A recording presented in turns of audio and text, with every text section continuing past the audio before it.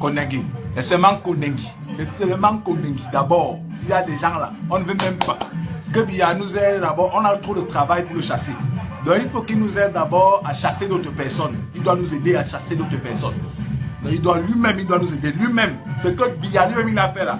Qui commence lui-même à nettoyer d'abord. Qui commence d'abord. On ne veut pas trop travailler. Il y a trop de travail. Trop. Qui chasse d'abord.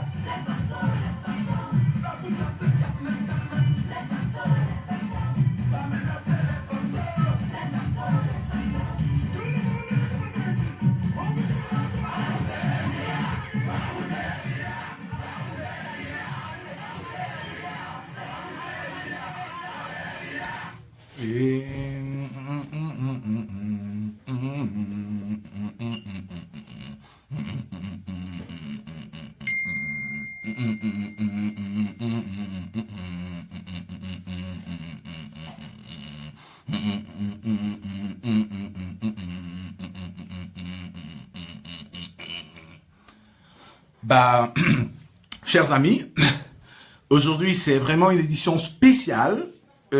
J'avoue que j'ai été également surpris par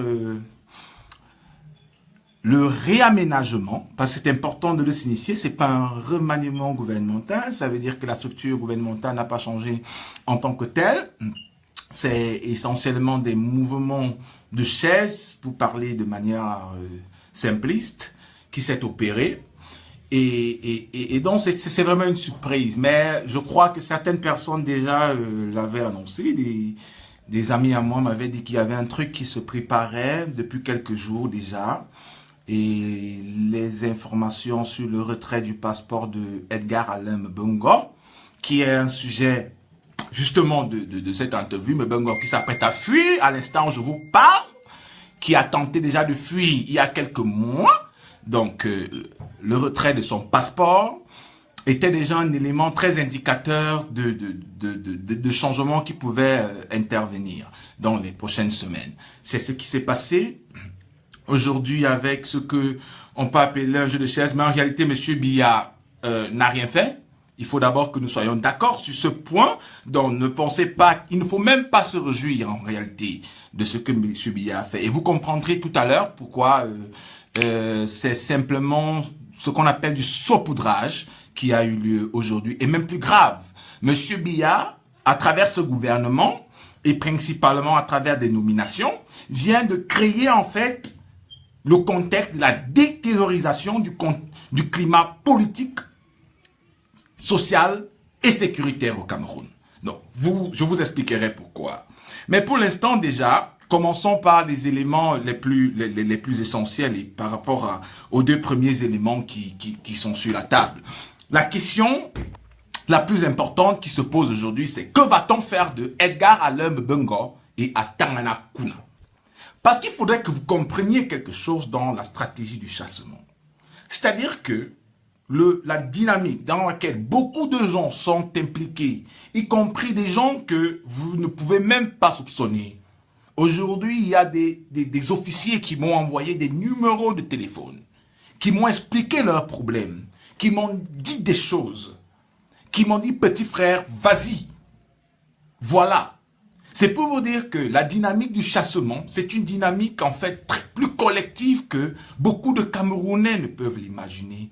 Les problèmes que vous vivez, même quand il y a répression, sachez que ceux qui vous répriment en réalité ne sont peut-être pas d'accord avec la manière par laquelle le pays est gouverné, mais obéissent aux ordres. Mais également, ils auront besoin à un certain moment que nous puissions leur donner le devoir d'intervenir, la capacité d'intervenir pour protéger le peuple.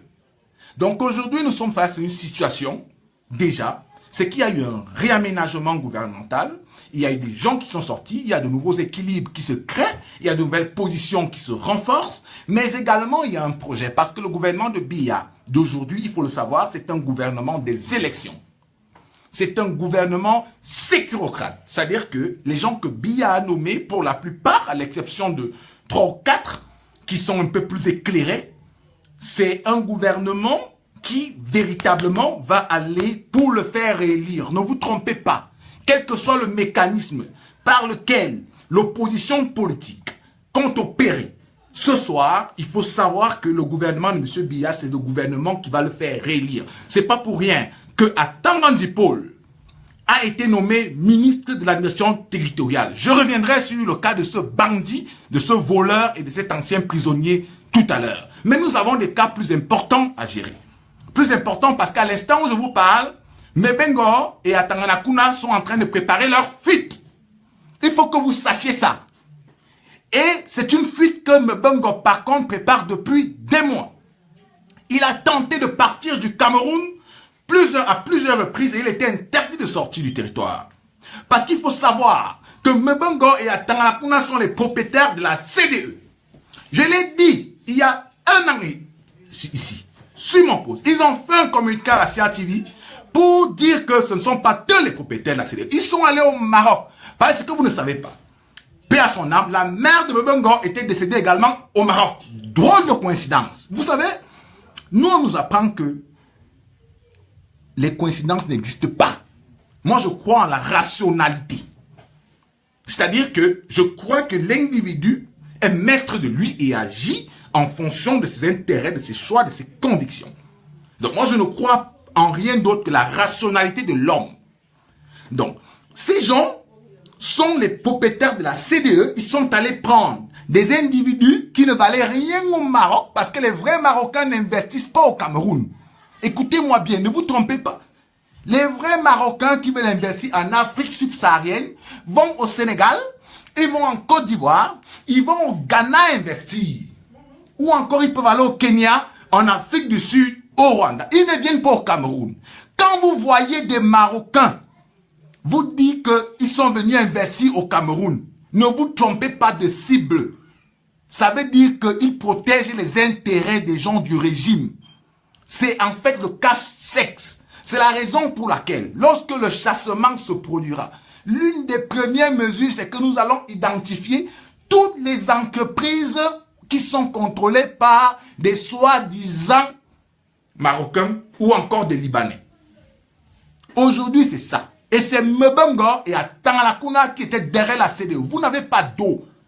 Vous vous demandez pourquoi. Ces gens ont volé des milliards et des milliards de francs CFA. Ils sont hyper riches. Et Atanganakuna, actuellement, était en train de penser comment il allait encore voler. Il a pris son frère. Son frère, il a nommé comme étant responsable d'une entreprise en charge de l'approvisionnement en eau à Yaoundé. Je vous parle d'Atanganakuna. Et donc, ces deux gens qui sont sortis du gouvernement sont au courant de cela depuis au moins 3 jours. Parce que Atanganakuna était un ancien agent de renseignement. Atanganakuna avait infiltré jusqu'à l'entourage du président sans compter la DGRE. Donc des notes qui arrivaient chez le président de la République, Atanganakuna les avait. Ça veut dire qu'Atanganakuna savait très bien qu'il part du gouvernement. Ça veut dire qu'Atanganakuna a préparé son départ du gouvernement. Atanganakuna est en train de fuir. Je vous demande les numéros, vous demandez pourquoi vous voulez les numéros, mes frères. Non. Les numéros de téléphone que je vous demande serviront à gérer ce type de situation. Parce qu'aujourd'hui, nous pensons que c'est le peuple qui doit prendre le pouvoir. Le peuple doit pouvoir décider ce qui va se passer. Si nous avions vos numéros de téléphone, nous aurions lancé l'alerte, nous aurions encerclé les aéroports, nous aurions eu des gens à l'aéroport qui peuvent savoir s'ils veulent passer par l'aéroport de Douala ou l'aéroport de Yaoundé, s'ils veulent passer par le sud pour tomber en Guinée équatoriale ou au Gabon, à la frontière. Nos amis, on nous aurait dit, ok, Atanganakuna est à tel niveau, on lance l'alerte et on le capture. S'il veut aller par le nord, par le Tchad ou par le Nigeria, on lance l'alerte par la base de données des 200 000, 300 000 numéros que nous avons. Et nous lançons la lettre. Voilà pourquoi je vous demande vos numéros. Parce que vous devez prendre vos destins en main pour sécuriser également votre argent. Vous ne pouvez pas rester comme ça. Des gens volent votre argent en toute impunité et pensent qu'ils seront libres. Notre devoir, c'est de protéger notre argent. Ne gérez pas Biya. Biya peut vouloir maintenir qui il veut aux affaires. Mais nous sommes déjà dans une dynamique où on va le chasser. Nous ne chassons pas M. Biya parce qu'on le déteste. Nous chassons Biya parce que nous estimons que à ses 85 ans et à ses 35 ans de pouvoir, M. Biya n'a plus la capacité de gérer le Cameroun. Gérer un pays aussi complexe, aussi dynamique, avec des gens aussi intelligents que le Cameroun nécessite toutes les potentialités à la fois physiques et intellectuelles, ce que M. Biya n'a plus. Seulement, je ne veux pas dresser le bilan de M. Biya, qui est autre chose. Il a fait ce qu'il pouvait, il a donné ce qu'il a pu. La plus belle femme du monde ne donne que ce qu'elle a, mais il doit partir. Mais M. Biya est en train de nous aider à partir. Et l'une des missions de M. Biya aujourd'hui, c'est d'arrêter le Bongo. Je vais vous dire pourquoi. Je commence par Edgar Alain Mbongo. Edgar Alain Mbongo pensait qu'il devait être président. Il faut que vous le sachiez. Il pensait qu'il était le dauphin. Et il s'en est arrangé. Il a d'abord pris le contrôle de l'armée. C'est pas possible. Il a pris le contrôle de l'armée. Dans un premier temps. Comment Mbongo prend le contrôle de l'armée? Mbongo décide d'enrichir tous les militaires. Regardez aujourd'hui comment les généraux, comment les colonels, comment les commandants vivent dans ce pays. Ils ont des grosses voitures. C'est sous Mbongo et non sous Amadou Ali et non sous Laurent Esso que les militaires sont devenus aussi riches dans ce pays. Pourquoi? Parce qu'ils achetaient leur faveur. Vous devez le savoir, c'est votre histoire. C'est votre histoire, vous devez savoir ça. Il a tenté d'asseoir son hégémonie sur toute l'armée parce que Mbongo pensait à un moment donné que le pouvoir lui reviendrait. Il a non seulement construit son réseau dans l'armée, mais également dans la police. À la DGRE, au plus haut niveau de la DGRE, vous avez des agents de Mbongo. Je le répète, pour que ceux qui sont à la DGRE aujourd'hui le sachent.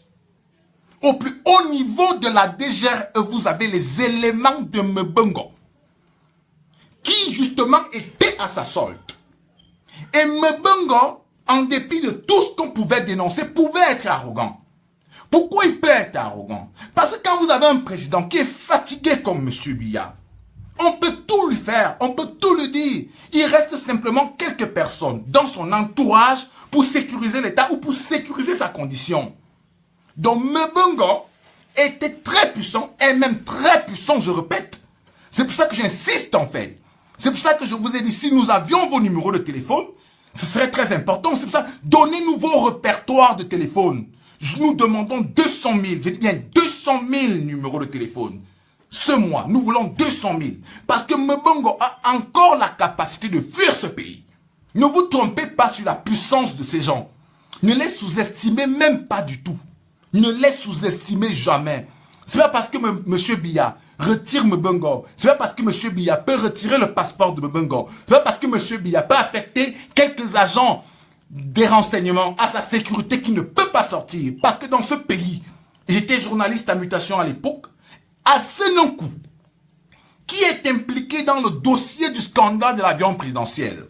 Parce que c'est à Senonkou qui est le pion de GIA, qui est l'entreprise américaine qui a détourné de l'argent, qui amène Yves Michel Fotso avec Dame Yonga en Afrique du Sud.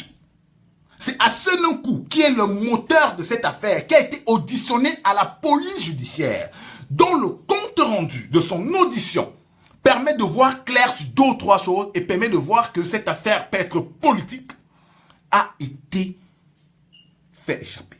On a laissé partir à Senonkou. Et le jour où Senonkou part de ce pays, nous avons l'information qu'Senonkou est sorti du Cameroun. Comment Senonkou a pu sortir du Cameroun alors que le chef de l'État a diligenté toute une enquête sur le scandale de l'avion présidentiel et que des gens sont suivis, des gens sont en audition, d'autres sont arrêtés? C'est simplement parce que le réseau s'est mis en marche. Ne vous trompez pas. Ne vous trompez jamais. C'est parce qu'il y a des gens qui étaient à la solde de ces Senonkou, du réseau Senonkou, qui ont décidé de le faire partir. C'est le cas de Mbongo. Mbongo ce soir peut être sous surveillance. Mbongo tente de s'échapper depuis des semaines. Il tente temps de quitter le Cameroun. Mais ça ne veut pas dire que Mbongo ne peut pas sortir du Cameroun. Mbongo peut fuir. Mbongo est le ministre camerounais le plus riche. Il faut savoir de toute l'histoire de ce pays, depuis 50 ans d'indépendance, Mbongo est le ministre camerounais qui a le plus volé. Je vais aller plus loin. J'ai travaillé sur le scandale de l'affaire de l'avion présidentiel. Mbongo a volé jusqu'aux factures du kérosène de l'avion du président. Je ne sais même pas si vous vous rendez compte de ce que ça veut dire. Il a volé jusqu'aux factures de kérosène de l'avion du président. Yves Michel Fotso le raconte très bien, où il se retrouve en train de payer des factures du kérosène de l'avion du président parce qu'on menace de faire atterrir l'avion au-dessus de la Russie. Dans ce pays, je dis bien dans le pays que vous voyez là, et il a pu rester en fonction. Il a pu rester en fonction. Monsieur Biya l'a gardé autour de lui pendant tout ce temps. Un homme qui a commis autant de crimes. On l'appelait Bébé Doc. Ceux qui connaissent un peu Bébé Doc. Bébé Doc était un criminel, c'était un bandit. Et beaucoup d'hommes d'affaires qui sont arrivés au Cameroun, qui ont négocié avec Mbongo, peuvent vous dire que c'est le ministre le plus corrompu qu'ils ont pu rencontrer dans toute l'Afrique subsaharienne. Dites bien, toute l'Afrique, j'en ai vu deux, qui ont dit que c'est le ministre le plus corrompu. Il faut faire attention à Biya. Biya est un monsieur qui, en réalité, est très dangereux parce qu'il ne s'aime pas lui-même. Il ne s'aime plus, Biya. Biya vit en fait pour Chantou et ses enfants. Lui-même, il ne s'aime plus. Ça veut dire que Biya peut laisser Mbongo en liberté. Or, Mbongo veut être président de la République. Je vais aller plus loin. Ils vous disent que Marafa voulait être président. Mais ils ne vous disent pas que Marafa était l'ami de Mbongo. Ils ne vous disent pas que Mbongo mangeait à l'émia chez Marafa. Ils ne vont pas vous dire que Mbongo était l'ami de Yves Michel Fotso, avec qui il dealait. Ils faisaient beaucoup d'affaires ensemble. Et il a volé l'argent de Yves Michel Fotso. Il faut que vous sachiez ça. Mais qui trahit en fait? Qui montait les dossiers de corruption quand il est directeur de la police nationale contre Marafa Amidou Yaya et Yves Michel Fotso? C'est Edgar Alain Mbongo. C'est l'homme le plus dangereux de la République. C'est-à-dire que les heures que Mbongo est en train de passer là, c'est-à-dire que le réaménagement a eu lieu, il est en train de penser comment il doit fuir ce pays. Il a certainement déjà passé 150 coups de fil. Il a déjà certainement accédé à tous ces réseaux, à la police, dont l'armée et dont... Parce que je vous le répète, il n'y a pas un ministre aussi puissant que Mbongo dans ce pays. Ne vous trompez pas. Même demain, Mbongo peut activer un coup d'état militaire. Même demain. Il en a les potentialités. Mais c'est un voleur, c'est un truand. Il a tellement singé M. Biya qu'il a dû aller se faire coudre les mêmes vestes que le président chez le tailleur du président en Europe. Je ne sais pas si vous imaginez. Ces gens sont allés avec son ami à Tanganakuna. Nous n'avons pas d'eau dans nos maisons. Nous n'avons pas d'eau. Ils sont allés prendre une entreprise pour venir voler notre argent. Sans jamais rien faire. Je dis bien, sans jamais rien faire pour nous. Même, c'est-à-dire, quand il est ministre du Transport, même simplement les marchés liés à l'organisation des cérémonies de présentation de vœux à un ministre, il donne à sa fille, à sa femme, Bernadette Mbongo. Sa femme a fait nettoyer les jardins de leur maison à 40 millions de francs CFA. Si ce n'est pas la sorcellerie, c'est quoi? Si ce n'est pas la sorcellerie, c'est quoi? Parce que depuis, nous étions calmes. J'étais fatigué de parler de Mbongo. Parce que Biya, c'est le problème. C'est pas que je vous dis Biya, c'est le problème du Cameroun. si nous étions organisés, parce qu'à un moment donné, le peuple doit avoir la capacité de s'organiser. Le peuple doit avoir la capacité de prendre son destin en main. Le peuple doit avoir la capacité de créer le rapport de force face aux politiques. Parce que vous avez une société qui est en panne. Vous avez une société qui est tombée. Si vous ne vous organisez pas, si vous ne créez pas une dynamique productive, une dynamique constructive, un rapport de force, la vie n'est qu'expression du rapport de force en réalité. Même qu'un garçon drague une fille, ce qui se passe en fait dans l'échange, à table, au restaurant, c'est le rapport de force. Qu'est-ce que tu peux m'apporter? Qu'est-ce que je peux te donner? Qu'est-ce que j'attends?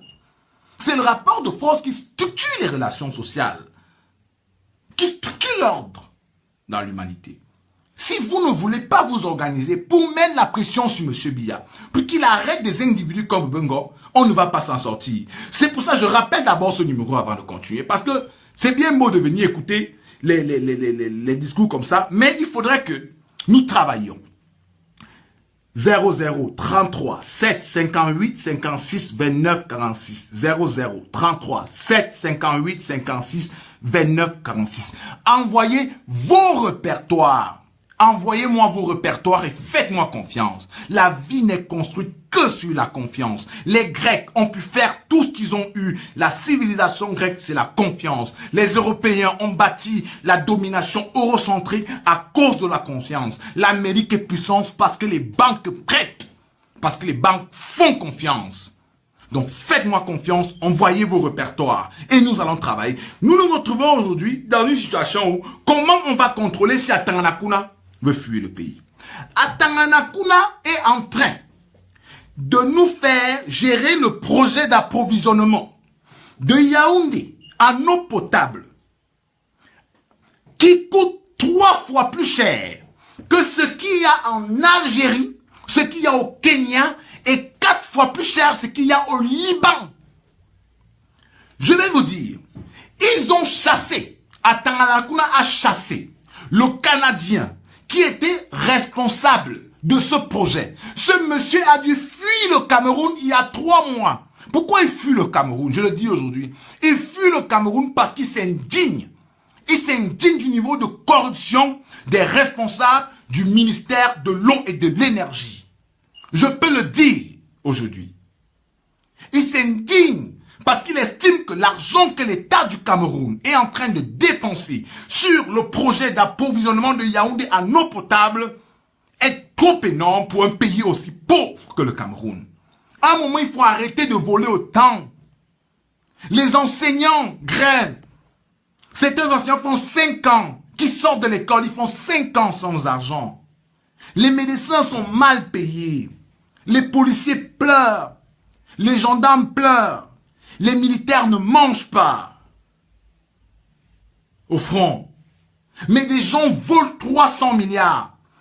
Atanganakuna a détourné près de 300 milliards sur le projet d'approvisionnement de Yaoundé en eau potable. Avec ses amis. Je dis bien 300 milliards. Retenez ce chiffre. Ça n'a rien à voir avec ce qu'il a pris à la CDE. Je dis bien, ça n'a rien à voir. À la CDE, il est en conflit avec William Solo, qu'il fait dégager de la CDE à travers Martin Bellingue-Boutou. Parce que Atanganakuna avait tellement d'argent qu'il versait régulièrement des pots de vin à Martin Bellingue-Boutou. Et c'est Martin Bellingue-Boutou qui protégeait les intérêts d'Atanganakuna auprès du chef de l'État. Après qu'il ait arrosé d'abord les renseignements à la police et ensuite les renseignements à la DGRE. Ne m'envoyez pas vos répertoires ici. Envoyez ça sur le numéro WhatsApp sur la vidéo. Sur le numéro WhatsApp. Je ne vais pas regarder ici vraiment, chers amis. Je suis désolé, mais je ne vais pas regarder ici. Je répète, envoyez ça à ce numéro 0033 7 58 56 29 46. Nous devons créer ce qu'on appelle la surveillance républicaine. La surveillance républicaine. En tant que citoyens, nous assumons notre statut et nous contrôlons l'action des gouvernants. Beaucoup me demandent en fait ce qu'on va faire de ce numéro. C'est ça qu'on va faire avec en fait. On va dire à M. Biya, on n'accepte pas ça, on n'accepte pas ça. On va lui créer des conditions de crise psychologique. Voilà à quoi servent ces numéros. Parce que nous sommes des citoyens. Et nous allons lui dire, tu vas partir. tu dois partir parce que tu ne peux plus. Il est temps, Monsieur Biya ne doit même pas nommer Monsieur Mbongo parce qu'il faut faire attention à Biya. Biya, c'est un monsieur à qui je ne fais plus confiance. À l'époque, je pensais que c'est parce que il était mal entouré. Mais Monsieur Biya n'est pas mal entouré. Monsieur Biya est simplement cynique. Monsieur Biya est cynique. Monsieur Biya peut nommer Mbongo. Peut faire passer Mbongo sénateur dans ce pays. Ne vous trompez pas. Ne vous trompez pas. Biya peut faire passer Mbongo sénateur. Parce qu'il a tellement de mépris pour les gens. Il a une telle déconsidération pour les Camerounais. Tout ce qui inquiète en fait Biya, c'est Paris ou en fait les États-Unis. C'est tout. Les Camerounais là, ils sont fous en fait. Donc, ne pensez pas un temps soit peu qu'il suffit qu'on enlève Mbongo pour que son cas soit résolu. Non. Même si je pense que Mbongo veut fuir, Mbongo est impliqué dans un dossier en France sur des appartements. La police française demande son audition. S'il arrive, on va l'arrêter. On va arrêter Mbongo. Il sait qu'on va l'arrêter. Parce que toutes les preuves sont là. Il est impliqué dans les affaires de la mafia corse, le PMUC que vous avez au Cameroun là. C'est la mafia corse. La mafia corse. Donc Sarkozy. Sarkozy était très proche de la mafia corse. Et Mbongo a été un proche de la mafia corse. Et Mbongo était l'ami de Sarkozy. Et donc Mbongo pensait que Sarkozy pouvait l'installer au pouvoir. Et je peux même, dans mon analyse, j'ai même pensé un moment que Mbongo fait arrêter Marafa Hamidou Yahya parce qu'il veut entrer en compétition auprès des Français avec Marafa. Et il élimine en réalité Marafa Hamidou Yahya. C'est un traître. Mbongo a trahi ses anciens amis. Et Mbongo va fuir ce pays. Soit il fuit, soit il est arrêté, soit Biya le nomme, soit il fait un coup d'état militaire. C'est les 4 hypothèses que vous avez sur la table. Dites bien, soit il fuit, soit il est arrêté, soit Biya le nomme, soit il fait un coup d'état militaire. Vous avez 4 hypothèses. Et Mbongo en a la capacité. Il est comme Djibril Bassolé. Je ne sais pas si vous connaissez Djibril Bassolé. Djibril Bassolé, au Burkina Faso, c'est le mec qui était ancien ministre des Affaires étrangères et qui, pendant le coup d'état militaire, décide, organise en réalité la chute des Zia de l'extérieur. Et il supporte le coup d'état. Le contre-coup, en fait. Après la révolution, il organise la contre-révolution populaire pour prendre le pouvoir. Parce qu'il a beaucoup de réseaux, beaucoup d'argent, et il est supporté par les réseaux comparés. Mbongo est notre Djibril Bassolé. Si vous vous amusez là, il va foutre le bordel. Et croyez-moi, Mbongo, ce n'est pas votre ami. Il va s'enrichir. Il va piller les caisses de l'État. Il va vivre, il va se racheter tout le Cameroun. Il est fondamentalement méchant, ce type. Je dis bien, fondamentalement méchant. La seule... D'ailleurs, il y a des cellules qui ont été construites par Biya au 7. Il y a des cellules au 7. Mbongo doit être arrêté au plus tard mercredi. Il ne sait même pas...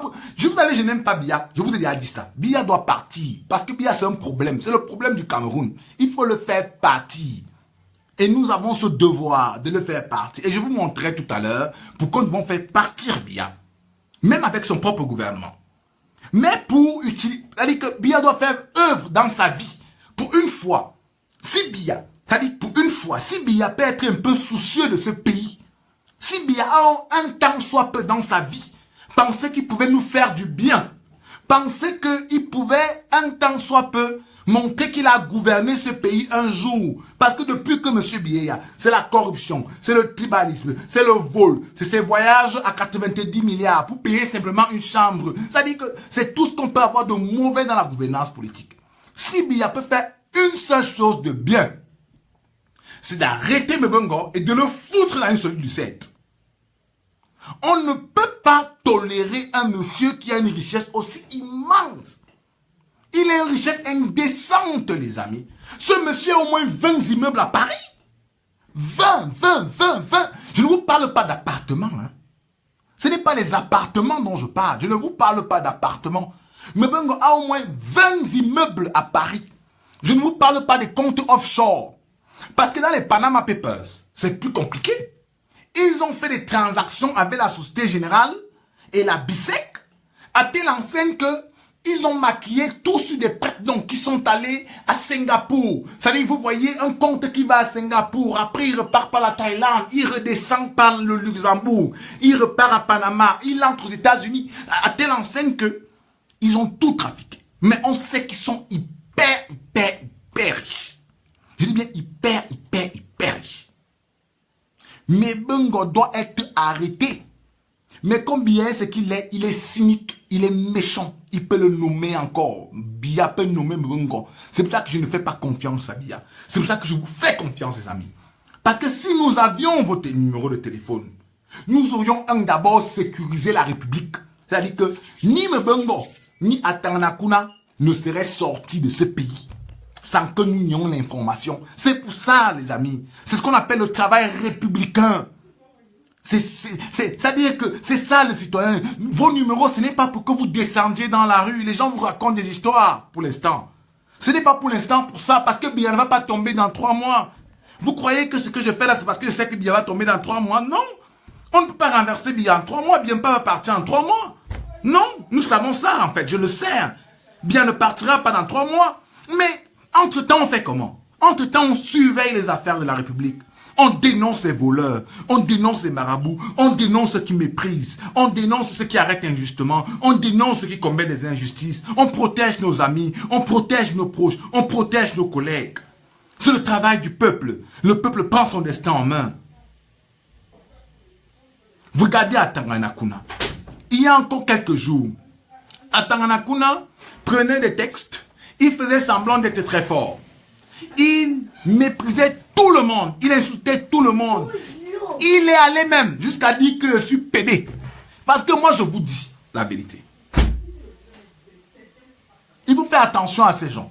Il est allé avec son ami Mbongo jusqu'à dire que parce que je dénonce ces voleurs, je suis pédé. Je ne vais pas entrer dans ce jeu, en réalité. C'est malsain.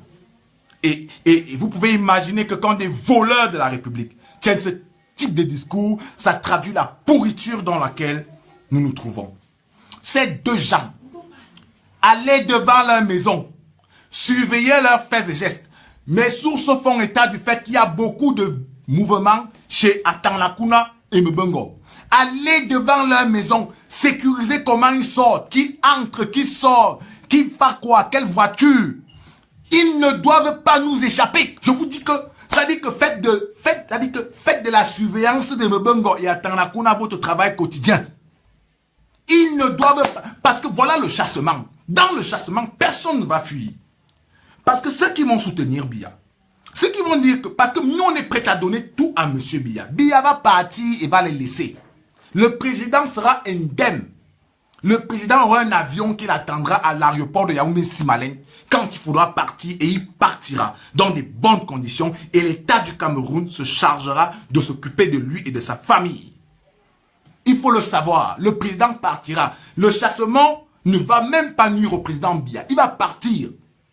Il va partir parce que c'est un président de la République. Et nous avons, quel que soit ce qu'il a pu faire, et c'est très important, c'est-à-dire que ça ne doit pas être un règlement de compte personnel. Quel que soit ce que M. Biya a pu faire, il devra partir du Cameroun comme un chef de l'État. Partir également pour sa propre sécurité. Oui. Mais il va laisser ces gens. Et dans le chassement, tous ces petits voyous-là, qui prennent notre argent,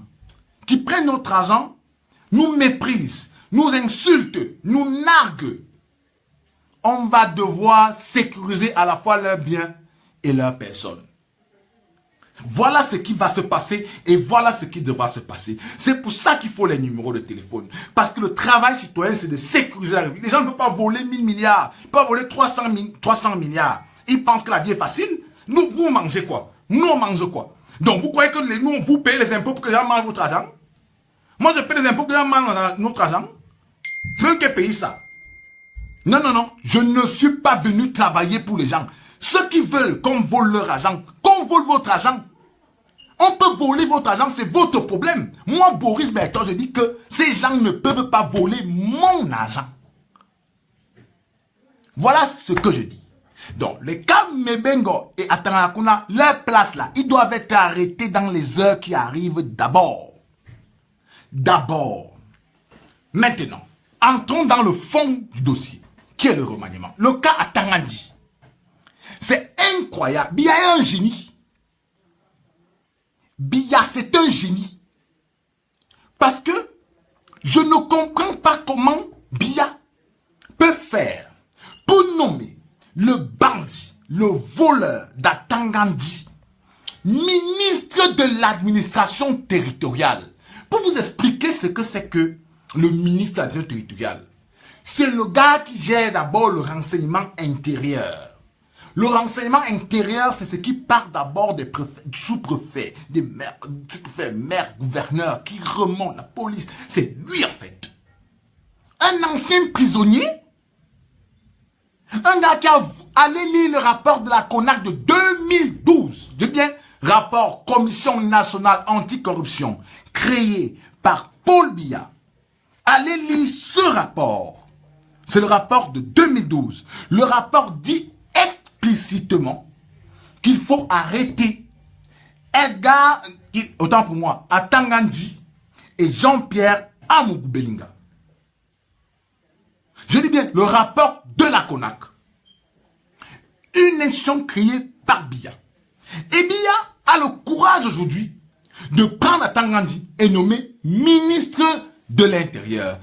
Un monsieur qui a volé l'argent destiné à corrompre les anglophones. Parce que voilà la vérité. Au plus fort de la crise, l'argent a été débloqué entre 10 et 30 milliards pour aller corrompre les leaders anglophones. Il a volé cet argent.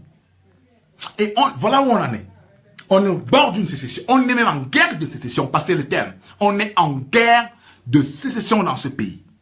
À cause d'Atangandi. Également. Atangandi Paul, qui est ministre de l'administration territoriale, parce que je ne comprends plus seulement. En fait, il faut être content, en réalité. En réalité, ce que je dis là, c'est un travail que je fais. Mais personnellement, je suis même très content qu'Atangandi soit Minat. Je suis bien très content. Biya nous aide dans le chassement.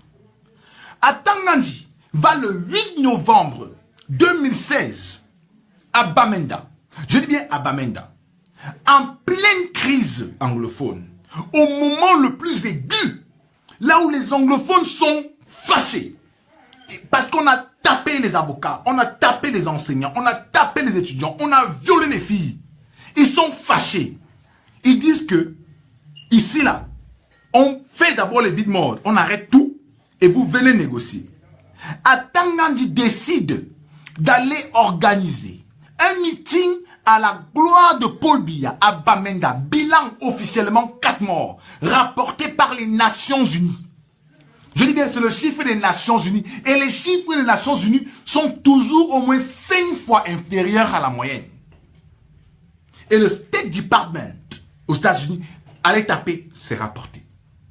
On nomme un type comme ça, ministre de l'administration territoriale. Non, non, non. Donc, si Biya, dans sa tête là, il pense un tant soit peu qu'il a nommé un anglophone à un poste important, il se trompe. Biya se trompe lui-même parce que les anglophones ne le reconnaissent pas comme un anglophone.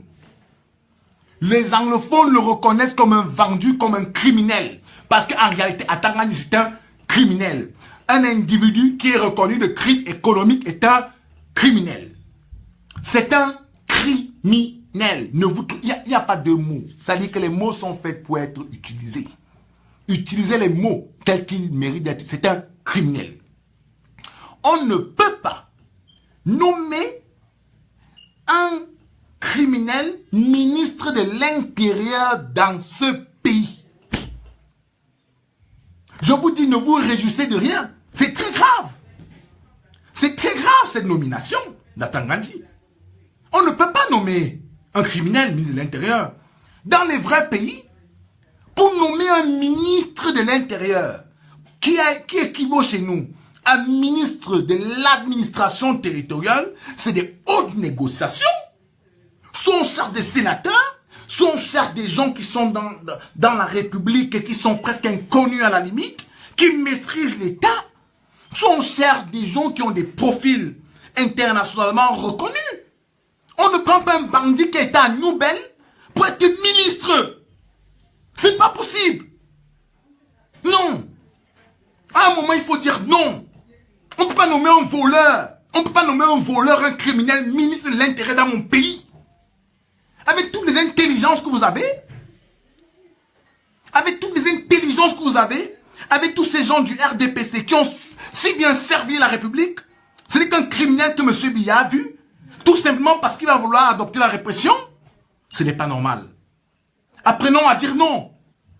C'est pour ça que je vous dis que ce gouvernement de M. Biya n'est pas un bon gouvernement. Mais c'est un gouvernement qui doit servir le chassement. C'est un gouvernement qui doit vous dire, donnez-nous vos numéros de téléphone. Parce que nous allons faire ce chassement. Envoyez-moi vos répertoires, pas vos numéros, mais vos répertoires. Je répète, 0033 7 58 56 29 46. 0033 7 58 56 29 46. Envoyez vos répertoires. Il faut faire partir M. Biya. Quel est le signal que M. Biya envoie aux anglophones en réalité? Parlons peu, parlons vrai. Parlons peu, parlons vrai dans ce pays. Quel est le signal que M. Biya envoie aux anglophones? Un type qui allait faire tuer des morts à Bamenda. Un type qui a volé l'argent de l'État. Un type qui a tué la Campost. Un type qui a détourné l'argent des négociations pour avoir la paix au Cameroun avec les anglophones. Il est nommé ministre de l'Intérieur. Qu'est-ce que vous attendez de lui? En réalité, ce monsieur vient faire la guerre. Ce monsieur vient faire la guerre. Parce que voilà le fond de cette affaire. Les gens veulent faire la guerre dans ce pays. Et il va falloir qu'à un moment donné, nous nous fassions. Nous disons, il y en a marre. On ne peut pas. Les anglophones ne reconnaissent pas Atangwani. J'ai reçu beaucoup de messages aujourd'hui. Ce soir, en l'espace de quelques heures, ce soir, beaucoup de messages. Ils sont indignés, ils ne comprennent pas. Est-ce que M. Biya est devenu fou? Comment est-ce qu'il n'y a pas d'anglophones dans ce pays? Est-ce qu'il n'y a pas d'anglophones dans ce pays capable de valablement représenter les anglophones au ministère de l'administration territoriale? Est-ce qu'il n'y avait pas de fonctionnaires anglophones au ministère de l'administration territoriale pour pouvoir valablement représenter les anglophones? C'est méchant. C'est méchant, mais ça prouve également une chose. C'est que M. Biya ne contrôle plus la République. M. Biya est président, mais il gère en termes de calcul politique. Parce qu'Atangwani a également une qualité. Il est violent. Il est brutal. Il est violent, il est brutal. Donc M. Biya également est dans une ligne dure. C'est la raison pour laquelle je vous ai dit, ne vous trompez pas sur ce gouvernement. À l'exception de quelques-uns qui sont rationnels. À l'exception de quelques-uns. La plupart, c'est des voyous. D'ailleurs, il y a un voyou qui est resté. Celui qu'on appelle Jacques Famendongo. Comment Biya fait pour maintenir Jacques Famendongo, ministre de l'enseignement supérieur? Si ce n'est pas pour nous dire, allez vous faire foutre. Si ce n'est pas pour nous dire, allez vous faire foutre, vous ne valez plus rien. Comment on peut maintenir comme un chef de l'État, avec le scandale des 150 milliards, avec l'humiliation technique qui a été démontrée par des spécialistes, avec, on nous dit qu'un ordinateur que les gens peuvent acheter ailleurs à 35 000, coûte au Cameroun 100 000. Comment est-ce qu'on peut maintenir Jacques Famendongo, ministre de l'enseignement supérieur dans ce pays? Il y a des questions qui n'ont pas de réponse en réalité. Il faut simplement le chasser. Je vous dis que ça n'obéit plus au raisonnement. Il faut simplement le chasser. Il faut simplement chasser Biya. Je vous dis la vérité, on ne peut plus. On ne peut pas, on va dire que ce n'est pas rationnel. Ce n'est pas rationnel. On ne peut pas maintenir Famendongo, ministre de l'enseignement supérieur dans ce pays, ça fait mal au cœur. Certains Camerounais n'ont pas mal. Oui, c'est des petits vendus, je le dis. Parce que ne vous trompez pas, les amis. Je ne fais pas ce que je fais là parce que je vais faire avec tout le monde. Je vous ai dit que le changement s'opère avec une minorité et non avec la majorité. Même quand Abraham Lincoln libère les esclaves en 1881 et déclare Not the Secession of the Union en 1883, il y a des esclaves qui décident d'aller travailler encore dans les plantations.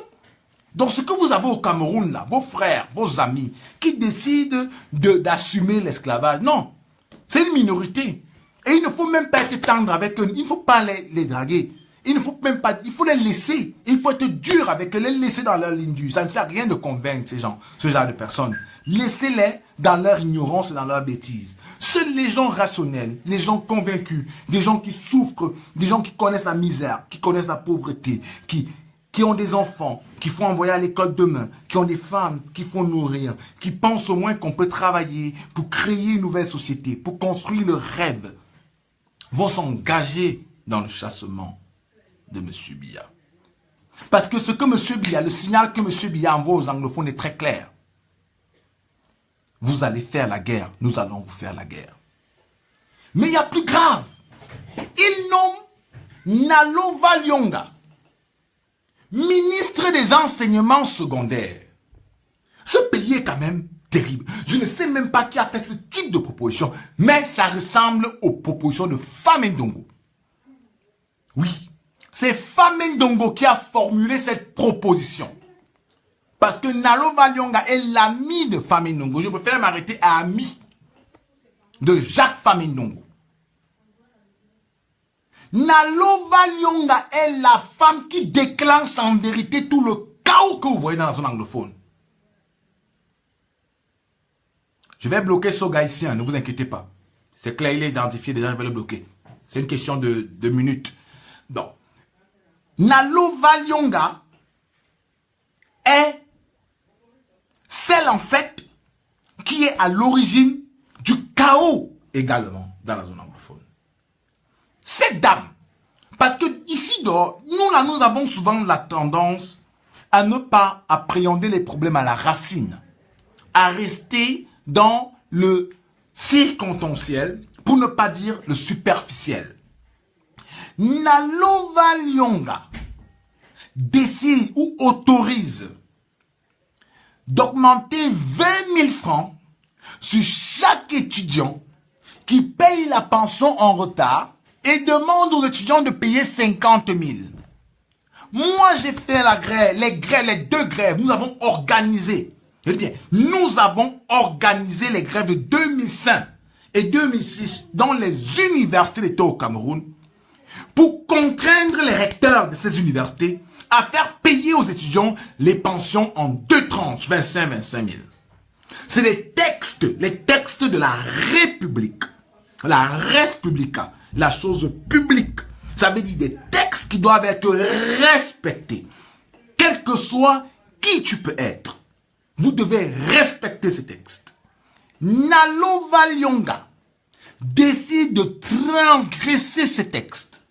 Une petite fonctionnaire, et je le répète, c'est une petite fonctionnaire, en réalité elle ne vaut rien. Elle n'est que recteur, hein?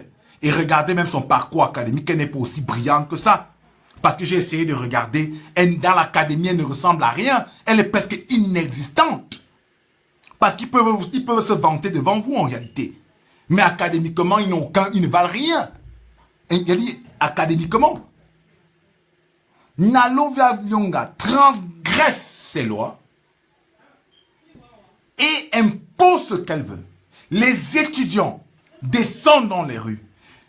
L'armée n'a pas le droit d'intervenir sur les campus universitaires. Je dis bien, ni la police, ni la gendarmerie n'ont le droit d'intervenir sur les campus universitaires.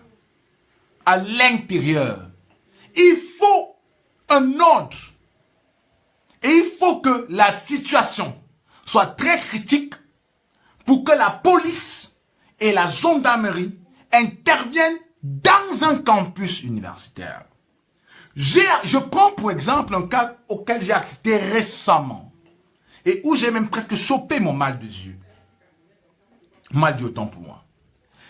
Il y a une très grosse grève des étudiants de master à l'université de Dakar. Une très grosse grève.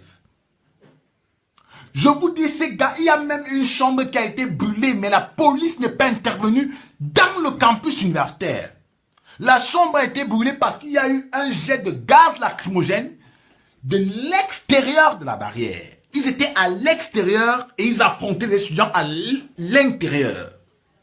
C'est pour vous dire que il y a des pays où on respecte les universités, on respecte les étudiants.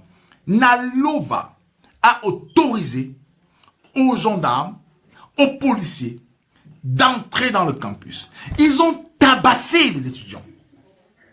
Ils ont violé les filles. Et je le répète encore, ils ont violé les filles.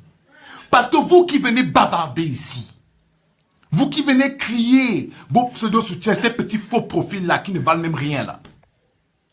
Si on avait violé vos enfants, on avait violé vos sœurs, vous n'aurez pas fait ça en réalité. Vous n'aurez pas parlé comme ça. Vous serez resté tranquille.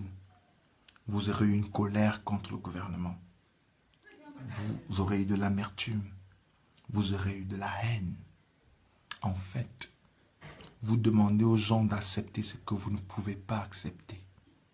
C'est simplement de la méchanceté. C'est simplement de l'égoïsme. Ces gens ont violé des filles. Les enfants des gens, de parents. Je ne sais pas si vous savez ce qu'on appelle la tragédie du viol chez une femme. Je ne sais pas si vous savez que le viol crée des traumatismes psychologiques à vie. Je ne sais pas si vous savez que quand une femme est violée, elle peut tout perdre. Elle peut plonger dans l'alcool, dans la dépression. Elle peut se suicider. Je ne sais pas si vous savez ça. Non, vous ne savez pas ça. Parce que vous avez un problème d'humanité, vous qui parlez. Parce que vous ne ressentez pas la douleur. La violence, elle est tellement incrustée dans vous que vous ne voyez pas la douleur des autres. Voilà le problème auquel vous êtes confrontés. Nalova à l'origine. Et Nalova est ministre de l'enseignement secondaire. Elle est ministre de l'enseignement secondaire. Mais elle remplace qui? Et c'est ça qui est intéressant. Elle remplace Ngale Bibé. Ngale Bibé, qui lui-même est un petit voyou. Parce qu'il faut dire les choses. Ça, c'est-à-dire que le gouvernement de Biya est essentiellement un gouvernement de réseau. Ngale Bibé est également l'un des acteurs de la crise anglophone, qui a torpillé les négociations, qui a méprisé les enseignants anglophones. Et on en est à la crise d'aujourd'hui. Mes frères, je vous pose une question. Qu'est-ce qui donne la garantie pour la paix? En quoi est-ce que le remaniement de Biya donne une garantie pour la paix dans ce pays? Est-ce que quelqu'un peut m'expliquer? Où est-ce qu'on peut avoir la paix avec ce gouvernement? Non, il n'y a pas de paix. C'est un gouvernement de chaos en réalité. Il y a même conflit d'intérêts. Il va ministre des Transports, alors qu'il est propriétaire d'une société de transport. Comment un propriétaire d'une société de transport peut devenir ministre des Transports? On n'a pas besoin d'être trop intelligent pour savoir qu'il y a conflit d'intérêts. Il y a conflit d'intérêts. C'est impossible, en réalité. C'est pas normal qu'on arrive à cette situation. Ça veut dire que on lave dans le mal. Biya s'en fout, en fait, de ce qu'on pense. On ne peut pas maintenir le roi et son ministre de la Justice. La crise anglophone démarre avec les avocats anglophones. Même si c'est son ami, qui l'envoie ailleurs, même par décence, même par respect, même seulement parce qu'il est chef d'État et ils sont un peu de la colère. On ne peut pas maintenir et son ministre de la Justice. C'est du mépris pour le peuple. C'est du mépris pour la vie humaine. Parce qu'il est responsable de la crise anglophone. On ne va pas accepter qu'ils ne payent pas. Les anglophones sont nos frères. They are our brothers. They will not leave. Ils ne vont pas partir. C'est pour ça que tous ceux qui sont responsables, on va épargner les autres. Moi, j'ai des confidences. Je peux vous dire que je suis en mesure de vous dire, moi, écoutez ce que je vais vous dire, que ce gouvernement, il y a eu la ligne dure. Nous avons les noms des gens qui ont conduit la ligne dure contre les anglophones. Nous savons ceux qui ont dit au président, on ne veut pas. D'autres ont dit, on part. Nous avons les noms de ceux qui ont dit, on part tuer les anglophones. Nous savons ce qu'ils ont fait. Et ils vont devoir entendre, hein. Ne vous inquiétez pas. Hein. Si je vous donne un conseil à cela, soutenez Biya comme vous voulez. Je vous dis, soutenez Biya. Ce n'est même pas un problème. Éliminez tout ce que vous pouvez. Si vous voulez même les gens comme nous, éliminez-moi. Lorsqu'un homme vit, il est assez jeune pour mourir. Heidegger. Donc moi, là, mourir ne me pose aucun problème. Je me dis assez vécu même d'abord. La terre est même trop compliquée pour que je pense même encore rester très longtemps. Il y a trop de problèmes sur terre, donc mieux je ne vais pas dormir. La vie est trop dure. Travailler tous les jours, c'est très compliqué. Moi, je n'aime pas travailler. Donc, mais il n'y a même pas de problème. Tous ceux qui ont tenu la ligne dure contre le gouvernement, contre les anglophones, vont devoir payer dans ce pays. On ne peut pas maintenir Laurent et son ministre de la Justice. Quel est le signal qu'on envoie aux anglophones? Les avocats anglophones sont à la base de la crise anglophone. C'est leur contestation. ESSO a refusé d'aller traduire le code Ouada à 3 500, 5 000 francs en Bonamoussadi. Donc, c'est 5 000 qui a manqué à l'État du Cameroun pour traduire le code Ouada.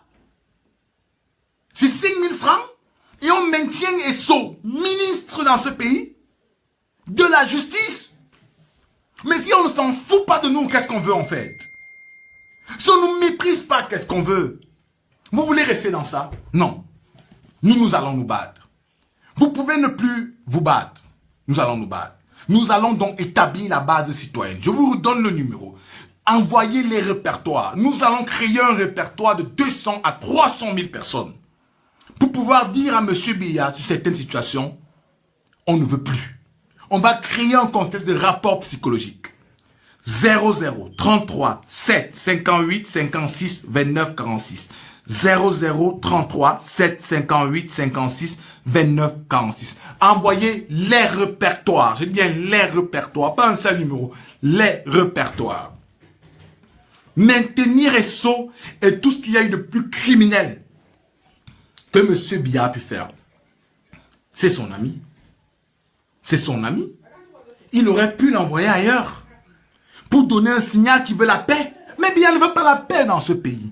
Parce qu'il pense que en maintenant la crise anglophone, en envoyant des budgets dans la zone anglophone, en faisant manger certains officiers supérieurs, certains fonctionnaires, il peut rester au pouvoir. Mais ce n'est pas normal, on ne gère pas un pays avec ça. Il va me dire qu'on ne comprend pas, mais c'est pas normal. On est dans une guerre de sécession. Monsieur Biya, tu vas même nous laisser quoi dans ce pays? Qu'est-ce que Biya tu vas nous laisser quoi? Tu as pris ce pays-là, il était en paix, il était stable. On avait une renommée internationale, des intellectuels brillants, une économie bien portante, les fonctionnaires étaient riches. Tu vas nous laisser quoi, Biya? Si ce n'est pas la sécession que tu veux nous laisser, si ce n'est pas la guerre civile que tu veux nous laisser, tu vas nous laisser quoi, Biya? Tu maintiens ESSO, ministre de la Justice? Tu maintiens Famé. Famé Ndongo est allé à une négociation en décembre. Allez vous renseigner chez Agborbala, chez Tassang Wilfried. Il a dit aux anglophones, vous dites que vous voulez la grève. Vous voulez la grève, vous allez faire quoi? Vous avez la police, vous avez l'armée, on va vous mater. Je dis bien, je répète ces propos. Vous voulez quoi? Vous avez quoi? Vous voulez la police? Vous n'avez pas la police, vous n'avez pas l'armée, on va vous mater. Voilà un ministre de l'enseignement supérieur. Je vous dis bien, voilà un ministre de l'enseignement supérieur. Voilà les gars qui nous ont foutus dans le bordel aujourd'hui. Le secrétaire d'État américain. C'est-à-dire qu'il a des hommes les plus puissants dans la place. Il va au Nigeria. Il va au Tchad. Il laisse le Cameroun. On a 300 militaires stationnés dans ce pays. 300 militaires américains au Cameroun. Il a laissé le Cameroun, mais il va ailleurs. On est en crise. Biya va fondamentalement nous laisser une guerre civile. Ce gouvernement, en fait, c'est le gouvernement qui va tuer. C'est un gouvernement pour exécuter. Vous ne pouvez pas avoir Nalo Valyonga, Laurent Esso, Fame Ndongo, Gale Bibé dans le même gouvernement et encore Mama Fouda. C'est pas possible. Biya maintient Mama Fouda, ministre de la Santé publique, qui dans la crise des ECA, il y a eu plus de 100 morts à Ezeka. Il y a eu la grève des médecins. Le système sanitaire est mort dans ce pays. On maintient Mama Fouda. Mais Biya, tu veux nous tuer? Tu veux qu'on meure?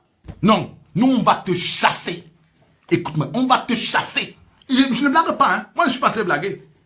Moi ce n'est pas une blague. Ne vous inquiétez pas, moi je ne blague pas. On va le chasser, mais il aura un confort avec sa famille. Ça c'est ce qui est bien. On va le chasser. Non, c'est pas normal. Vous allez dire que les anglophones n'ont pas raison? Non, vous vous trompez. Les anglophones, hein, ce soir, je puis vous dire que les anglophones avaient raison. Les anglophones avaient raison. Il faut être fou pour ne pas dire qu'ils ont raison. Maintenir les 5 ministres là, dans ce gouvernement, on nous a enlevé 2 voleurs. Mbongo et Atangakuna. Il faut même encore qu'on les arrête. Parce que si Biya n'arrête pas Mbongo et Atangakuna, ça ne sert à rien. Il fallait qu'ils les laissent encore voler même l'argent. Parce que nous, on allait les arrêter. Ça, c'est une certitude. Il fallait les laisser. En fait, le gouvernement de Biya ne sert à rien en réalité. C'est un gouvernement de sécurocrate pour la présidentielle. Je préfère ne même plus continuer. Parce que, à force de parler de ces nominations, ça me rend encore même très en colère. Et je suis tellement en colère et je n'aime pas me fâcher le vendredi soir. Je vais ouvrir la libre antenne.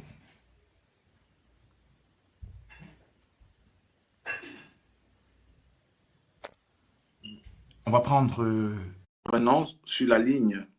Non mais, c'est pas normal. C'est dégoûtant à la limite. On ne peut pas avoir un pays, où un monsieur décide de gouverner avec autant d'insouciance, autant d'incompétence. Vous avez 23% de la population nationale. 23% de la population nationale qui est en crise, qui décide de rejeter un gouvernement. On a eu Ezeka, on a eu la crise anglophone et tous les ministres qui sont impliqués dans ces 2 scandales sont restés en fonction. Non. Si ce n'est pas la folie, si ce n'est pas de la provocation, si ce n'est pas l'envie de nous énerver, qu'est-ce que monsieur dit? Novet, bonsoir. Est-ce que tu me reçois? Faites attention aux connexions du Cameroun. Vous n'avez pas la 4G, vous avez la 2G. Si vous ne savez pas. C'est très compliqué. Novet, tu vas revenir.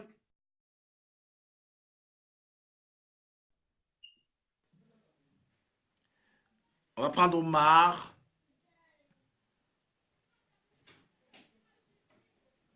Est-ce que Omar est en ligne? Oui, Omar est en ligne. Omar. Bonsoir. Oui, allô, bonsoir. Bonsoir Omar, comment tu vas? Ouais, je vais tranquille et toi? Très bien, merci. Tu es à l'antenne. Ouais. Allô? Oui, tu peux parler. Omar est parti, c'est la connexion. Loïc Koudia.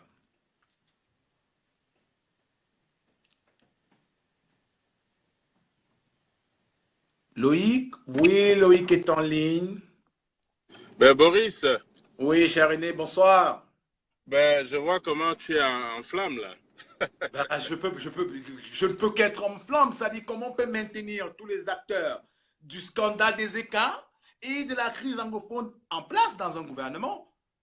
Tu sais que nous avons échangé sur cette question-là et beaucoup d'entre nous conviennent qu'un ministre qui a été au centre, c'est-à-dire d'une décision qui ne lui coûtait pas un déplacement, qui demandait juste un effort décisionnel, c'est-à-dire envoyer quelqu'un faire la traduction d'un document qui allait réguler le fonctionnement, disons, qui pouvait simplement faciliter la régulation. Je parle du document OHADA, mais ça n'a pas été fait. Aujourd'hui, on se retrouve dans une crise qui n'a connu que de l'amplitude, de l'amplification par rapport aux mauvaises décisions. Je n'ai rien de personnel contre Laurent Esso, mais en tant que citoyen, ce monsieur ne devait plus être ministre de la Justice. Je comprends ses affinités avec le chef de l'État. Je comprends qu'il y a peut-être un certain nombre de choses qui puissent les lier, mais un ministre qui refuse de donner une fluidité au fonctionnement de l'appareil judiciaire ne peut pas être ministre de la Justice, quel que soit son degré de connaissance, quel que soit son cursus académique, qui ne peut pas être ministre de la Justice dans un pays qui a besoin d'une justice beaucoup plus, disons, une justice réformée, une justice qui s'adapte aux évolutions sociales. Je vais aussi prendre le cas de Mama Fouda. Qu'est-ce qu'on n'a pas vécu comme scandale sur ce ministre? Il y a eu le cas Koumatekel, il y a eu le cas des ECA, il y a eu beaucoup d'autres cas à Yaoundé. Comment peut-on garder un monsieur pareil, ministre de la Santé au Cameroun? Bon, on va nous dire qu'il a peut-être engagé certains projets qu'il essaye de conclure, peut-être, mais c'est pas comme ça que les choses doivent être faites. Mais, non, mais Loïc, il y a 3 semaines, il n'y avait plus de la tuberculose dans ce pays. Mais je te rends compte. Ben oui. C'est grave. C'est horrible, c'est horrible. Et bon, moi, ce qui m'amuse le plus dans ces nominations, c'est Atangandi. L'homme qu'on a vu comme l'un des responsables d'un certain nombre de dysfonctionnements par rapport à la crise anglophone. Bon, il est nommé aujourd'hui ministre de l'administration territoriale. Si je veux mettre une note d'humour dans notre conversation, je dirais juste que ce monsieur il a le pied à l'étrier parce que il va devoir être l'interlocuteur des chefs des fonds du nord-ouest et du sud-ouest. En tant que ministre de l'administration territoriale, on va voir ce qu'il va apporter comme solution. Peut-être que ce sera l'occasion pour lui de nous révéler son véritable visage. Parce que le Cameroun a besoin de paix. Et si la paix n'est pas faite dans ce pays, l'extrême sera beaucoup plus regrettable parce qu'on va finir par, c'est-à-dire une multitude de micro-États et finalement, le Cameroun n'aura pas d'existence. Parce que je ne veux pas dire qu'il n'existera plus, mais il n'aura pas d'existence parce que, en réalité, depuis la colonisation jusqu'à nos jours, on n'a pas encore existé parce que nous ne sommes pas un État souverain. Bon, peut-être que la souveraineté viendra par la fragmentation à micro-État. Mais si Atangandi a été nommé ministre de l'administration territoriale, je ne sais pas ce qu'il peut faire de mieux que M. Sadi, qui est un homme parfaitement bilingue, qui est un homme qui est un diplomate, il est très courtois, il connaît la négociation, il connaît la résolution de conflits. Je ne sais pas si Atangandi est rompu aux techniques de résolution de conflits. Mais on attend, on va voir. On va voir. Et pour l'instant, on peut pas vraiment spéculer sur ce gouvernement parce que nous sommes dans une année électorale. Ça veut dire que ce ne sera même pas un gouvernement définitif. Et on ne sait pas quelle sera l'issue. Et nous sommes encore au troisième trimestre, au premier trimestre, je voulais dire au troisième mois du premier trimestre. Ben, voilà ce que je voulais te dire aujourd'hui et à tous ceux qui nous écoutent.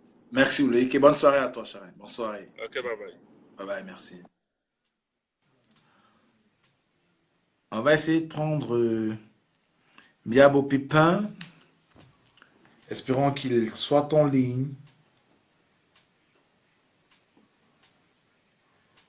C'est souvent très difficile d'avoir le Cameroun aussi. Du fait de la connexion.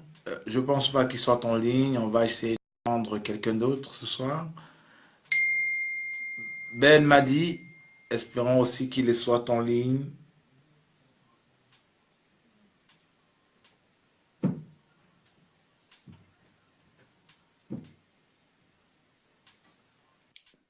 Oui, il est en ligne. Ben, Oui, bonsoir, Monsieur Boris. bonsoir, comment Ça tu me vas? fait tellement- très, très bien, mais entre-temps, je suis tellement fâché. Fâché Pourquoi dans tu le es sens fâché, que, Ben? déjà dans le sens que je suis anglophone de nature et savoir que mon pays, d'où je viens, est en train d'être brûlé parce que des personnes irresponsables, les personnes les personnes, je ne sais pas comment les qualifier, mais entre-temps, moi je me dis, c'est pas compréhensible. Il est inadmissible que, durant peut-être 35 ans de règne de M. Biya, 35 ans de règne de M. Biya, le territoire anglophone a toujours été submergé. Bon, déjà, on a accepté. Déjà, nous avons accepté tout ce qui a eu à se passer. Mais ce que nous, on demande, ou bien ce que les anglophones ont toujours demandé, c'est juste un peu de reconnaissance, juste un peu de respect, juste un peu de considération. C'est un peu de tout ça que le côté anglophone a toujours demandé. Bon, avec ce qu'on a eu à vivre, Monsieur Boris, vous vous dites, bon, voilà les crises qui sont sur Terre. Qu'est-ce qui sont les propositions que le gouvernement de Bias est en train de mettre sur table pour régler le problème? Vous avez dit un mot qui m'a tellement plu parce que déjà nous savons que Biya a déclaré la guerre au sud-ouest et au nord-ouest. Et normalement, le nord-ouest, le sud-ouest doit se défendre. Et il va falloir qu'on se réplique. Il va falloir qu'on réattaque. Et réattaquer signifie une guerre. Une guerre dans laquelle Biya et sa famille et tous ceux qui l'entourent et tous ses proches-là, tous ses ministres, tous ces bâtards de ministres-là seront tous en exil, seront tous dans des bunkers, que ce soit en Suisse, que ce soit en France, que ce soit aux États-Unis. Ils seront bien conditionnés, bien. La situation se dégrade, tu peux revenir tout à l'heure, on va prendre quelqu'un d'autre. Bah, quelqu'un me demande, Gale Bibé, bah, pourquoi il a abandonné Bessala, qui est le trek. Bessala, en fait, c'est le professeur de lycée qui, justement, n'a pas soutenu ses collègues arrêtés du nouveau collectif, aussi paradoxalement, parce qu'il était très proche de Ngale Bibé. Il aurait perçu entre 10 et 20 millions de francs CFA il y a 3 mois, justement, dans le cadre de la corruption du collectif. Et on me demande pourquoi on est parti sans lui, mais vous savez, quand on n'est pas plein de convictions, on est méprisé. Ce que beaucoup de jeunes Camerounais ne savent pas, c'est que ces gens d'en haut là, ils vous méprisent parce qu'ils savent que vous n'avez pas beaucoup de convictions. Donc il faut pas croire en eux forcément. Donc il ne vaut rien Bessala. C'est rien Bessala. Il faudrait lui dire. On va prendre Monsieur Doris s'il est en ligne.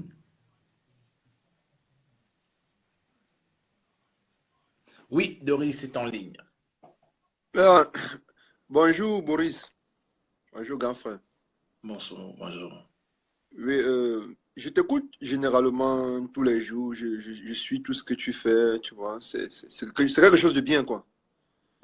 Moi, je n'ai généralement pas le temps pour intervenir, mais je t'écoute religieusement et de temps en temps, je vois le combat, je vois la réaction des gens. Tu vois, j'étais au Cameroun il y a de cela moins d'1 an. Et le problème du Cameroun, tu sais, on a les dirigeants bizarres. Moi, je ne veux pas entrer dans les détails puisque tu vois, les gens vont me traiter n'importe quoi. Mais soyons honnêtes, on a 3 catégories de problèmes au Cameroun. Premièrement, nos intellectuels.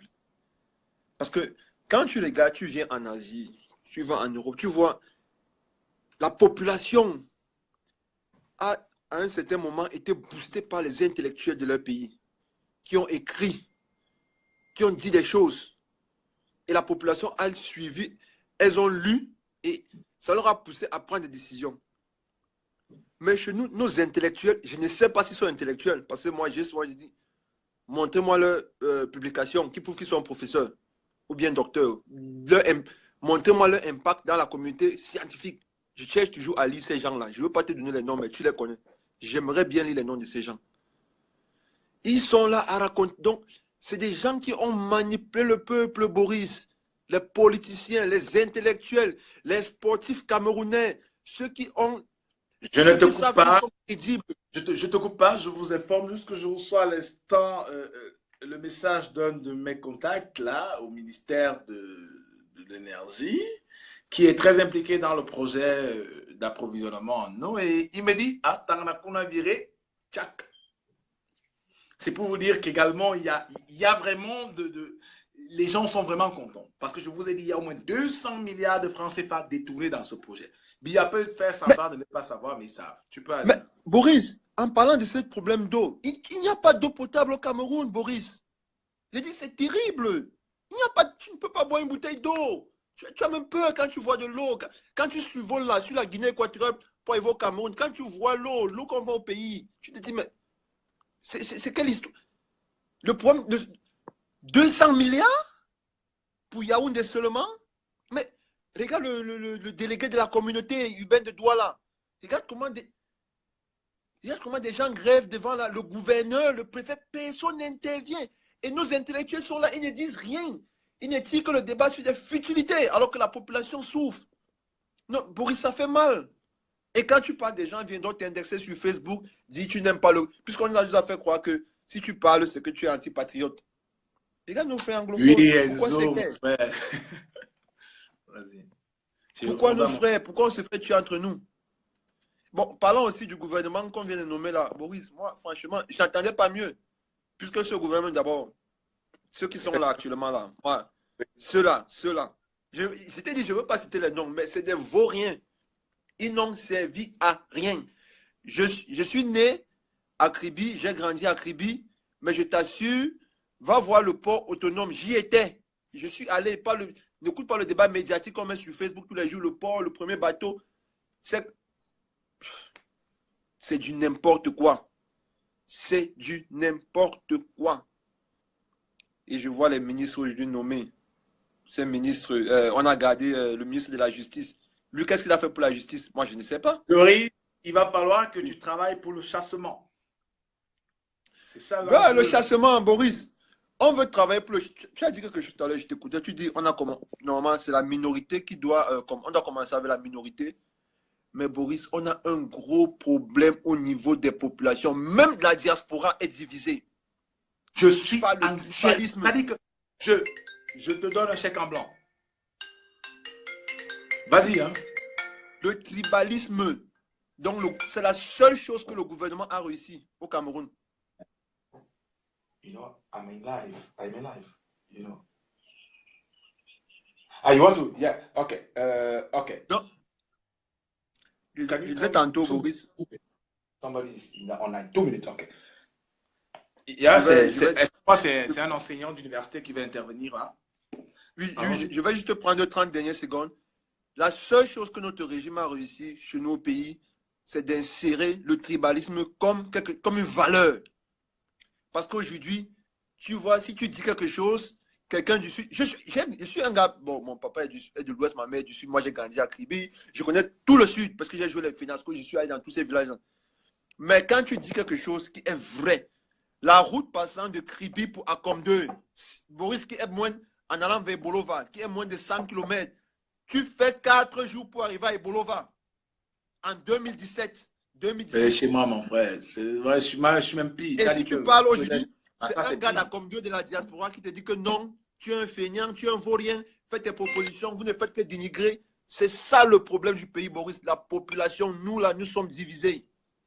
Doris, est-ce que tu peux rappeler et je te promets de te répondre dans 7 minutes? Ok, sans souci, Boris. Moi, je t'écoute, je suis en ligne, là, je t'écoute. Tout à l'heure. On va prendre le docteur, l'avocat Isaac Zama. Doctor, yes. You are online. Okay, thank you very much, Boris, for the good things you're doing. I want to create the industry. I want to speak in French. Yeah. Je veux vraiment féliciter M. Paul Biya. J'aime vraiment ce gouvernement. Ça, c'est l'un des plus bons gouvernements qu'il y a eu depuis 35 ans. Tu sais pourquoi? Non. Il nous a donné l'opportunité de l'enlever au pouvoir. Parce que s'il nommait des bonnes personnes, on allait dire non, tu vois, il a fait ceci, il a fait cela. Donc, M. Biya nous a donné une opportunité en or. Si vous ne voyez pas ça, c'est ce qu'il a fait. Il nous a donné une opportunité en or de le chasser. Si on ne le fait pas, ça veut dire qu'on est lâche. Si quelqu'un n'est pas fâché avec ce gouvernement que Biya nous a donné, donc ça veut dire que nous ne savons plus ce que nous voulons. Donc voilà ce que je voulais intervenir. Que j'apprécie pour Biya parce qu'il nous a donné l'opportunité de se fâcher et de risquer du pouvoir. Merci. Bonsoir à tout le monde. Thank you, my brother. Thank you. Et c'est ça qui est intéressant. C'est ça qui est intéressant. Je vous ai dit, Monsieur Biya, en fait, c'est pour ça que je l'ai dit, Monsieur Biya vient de nous dire, chassez-moi. Voilà. Monsieur Biya vient de nous dire, chassez-moi du pouvoir, en réalité. Et je vous dis qu'on n'a pas ça. On n'a jamais eu, les amis. Donnez les numéros de téléphone. On va créer le contexte normal, l'environnement normal. On va créer ce qui peut l'amener à nous aider à le chasser. Et je vous ai dit, le président Biya, nous devons travailler malgré tout à ce qu'il parte dans des bonnes conditions parce que le Cameroun, c'est le Cameroun. Notre président ne peut pas souffrir. Nous allons rapatrier Ahidjo. Mais M. Biya, on ne va pas faire à M. Biya ce qu'il a fait à Ahidjo. Parce que la société du chassement, la société du peuple, cette révolution que nous allons mettre sur pied, c'est une révolution qui va construire une société du pardon, une société de l'amour, de la fraternité et de la réconciliation. C'est vers là que vous devez aller. Comment vous aimer? Vous devez apprendre à vous aimer à nouveau. Vous devez apprendre à vous respecter à nouveau. Vous devez apprendre à vous battre pour des valeurs communes à nouveau. Vous devez apprendre à dépasser l'ethnicité à nouveau. Vous devez apprendre à vous positionner dans le futur à nouveau. Vous devez apprendre à rêver. C'est ça le pays que nous allons construire. C'est ça le chassement que nous allons construire. C'est pour ça qu'on vous demande d'abord les numéros de téléphone. C'est-à-dire que c'est l'acte de sortir de la peur. La première étape de l'émancipation psychologique. Après cette étape de l'émancipation psychologique, on aura maintenant une autre étape qui sera de construire la contrainte. Voilà ce que nous devons bâtir. C'est une approche inclusive et non exclusive, qui réunit tout le monde, qui connaît ce que tel a pu faire de bien, tel a pu faire de mauvais. Mais qui ne veut pas dire qu'on oublie. Parce qu'il n'y a pas de justice sans sanction. Ceux qui auront tué, ceux qui auront ordonné des massacres, ceux qui auront décidé de protéger M. Biya jusqu'à la dernière minute, jusqu'à ce que nous le chassons, devront payer pour ça. Parce qu'il faut un peu de justice pour qu'il y ait de la réconciliation. Il n'y a pas de réconciliation sans justice. Envoyez-nous vos répertoires. Ne les mettez pas là parce que je ne vais pas les voir. Je ne vais pas voir vos numéros. Envoyez les répertoires 00 33 7 58 56 29 46. 00 33 7 58 56 29 46. Envoyez les répertoires et nous allons commencer à construire cette société dans laquelle le peuple peut décider. Nous allons vouloir créer quelque chose de neuf. Nous allons tenter de bâtir une nouvelle dynamique. N'ayez pas peur, ni de l'armée, ni de la police, non. Je sais de quoi je vous parle, les amis. Faites-moi confiance. Bâtissons une relation de confiance. Et tous ceux, ils sont des centaines qui m'écrivent, hein, qui m'ont envoyé leur numéro, leur répertoire, en réalité. Avec eux, c'est une relation de confiance. Et beaucoup d'entre eux, c'est eux à moi. Personne ne sait qui est qui a vu qui, malgré le fait qu'il y a près de 100 personnes, 300 personnes dont j'ai les numéros WhatsApp, mais personne ne se connaît en réalité. Faites-moi confiance. Faites-nous confiance, parce que je ne suis même pas seul. Je suis juste la face émergée de l'iceberg. À un moment, je devrais me retirer pour que ceux qui ont la capacité de négocier, négocient. Monsieur Biya nous a dit, chassez-moi avec ce gouvernement. Et nous devons, non pas le chasser brutalement, ce n'est pas notre travail. Respectons-le. Maintenant, on dit, monsieur le président, sortez par la grande porte. Allez-y, nous protégeons. C'est ce que je dis. C'est une nouvelle société que nous bâtissons. La première étape de la réconciliation nationale dans ce pays sera la manière dont M. Biya partira du pouvoir. Ne vous trompez pas. Ne vous trompez pas. C'est la raison pour laquelle je m'engage. Parce que je sais que le pays est tellement divisé. Le pays est tellement fracturé. Le pays est tellement balkanisé. Les gens se détestent autant. Il y a tellement de règlements de compte dans l'appareil de l'État que si le peuple ne décide pas de s'investir, on va vers la guerre civile, les amis. Or, ni vous, ni moi, nous avons intérêt. Ce que nous devons faire, c'est de coaliser nos forces, nos énergies, notre volonté de bâtir une société nouvelle, notre volonté de construire de nouvelles dynamiques, notre volonté de créer le rêve, pour créer une société, pour réinventer le monde, notre espace.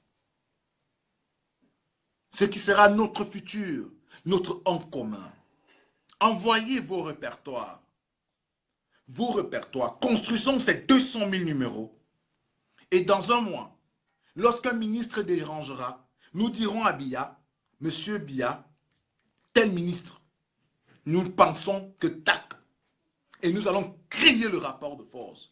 Aucun peuple ne peut contraindre des dirigeants s'il n'a pas de rapport de force. La démocratie est essentiellement l'exercice du rapport de force. C'est ça la démocratie.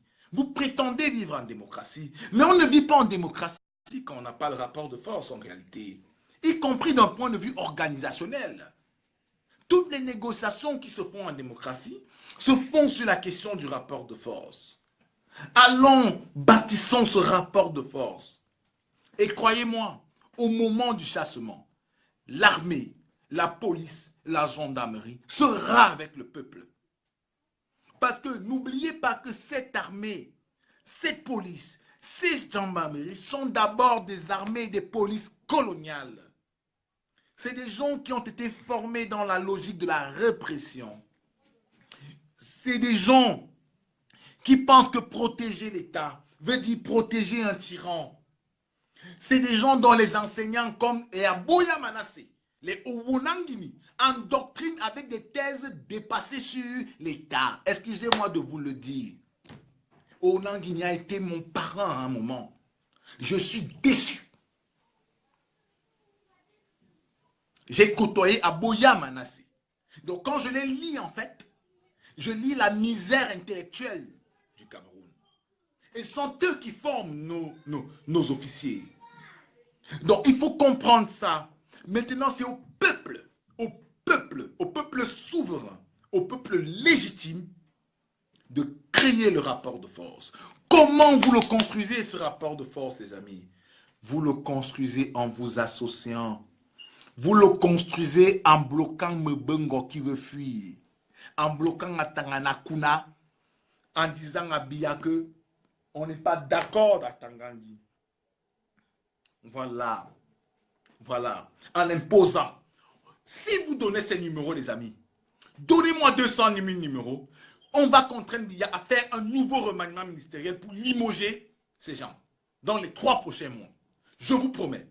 Je fais cette promesse. Vous me donnez 300 000 numéros, je vous promets, on limoge ces gens dans les 3 mois qui arrivent. S'ils ne les limogent pas, on bloque les élections. Je vous le dis aujourd'hui. Donnez-moi 300 000 numéros. S'ils ne limogent pas ceux qui sont au cœur de la crise anglophone, on bloque les élections. Donnez-moi ces numéros. Parce qu'il faut nous respecter dans ce pays. On ne paye pas les impôts pour qu'on en arque. Mais attendez les amis, vous êtes des intellectuels.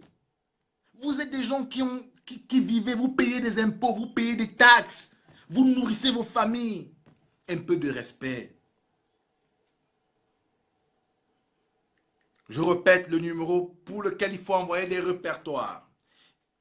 0033 7 58 56 29 46. 0033 7 58 56 29 46. On va prendre beaucoup de gens qui attendent en ligne ce soir.